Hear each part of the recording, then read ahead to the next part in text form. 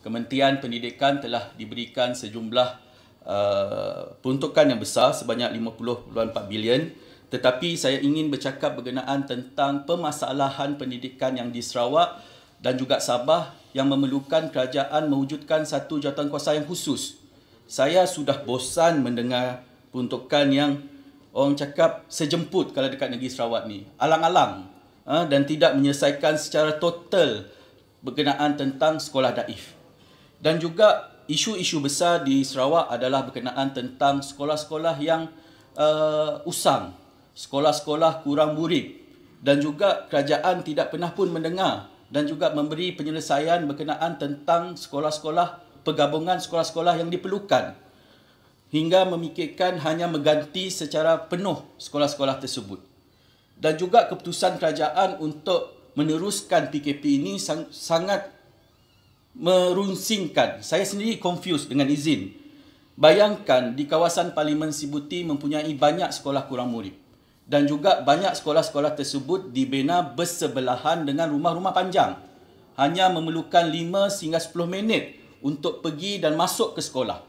Dan juga kawasan kami, kawasan Baram dan juga banyak kawasan di pedalaman adalah kawasan hijau yang tidak mempunyai masalah COVID. Walaupun kita mengambil langkah-langkah berhati-hati, tetapi kita menyekat hak pelajar-pelajar di luar bandar untuk masuk ke kelas.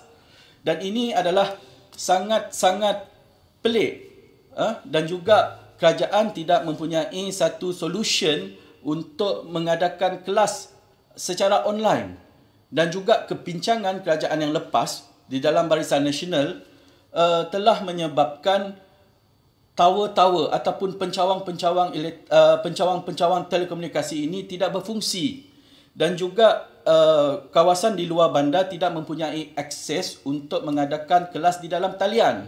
Ini adalah masalah besar. Sedangkan anak-anak ini boleh saja untuk bergerak selama 5 minit berjalan kaki untuk masuk ke kelas dan guru-guru dibenarkan untuk mengajar. Tetapi kerajaan mengambil keputusan, Menteri Pendidikan mengambil keputusan, pegawai-pegawai pendidikan mengambil keputusan untuk memikirkan polisi ini secara, saya lihat mungkin rakan-rakan di Sabah pun memikirkan semenanjung sentrik ataupun semenanjung privilege ini.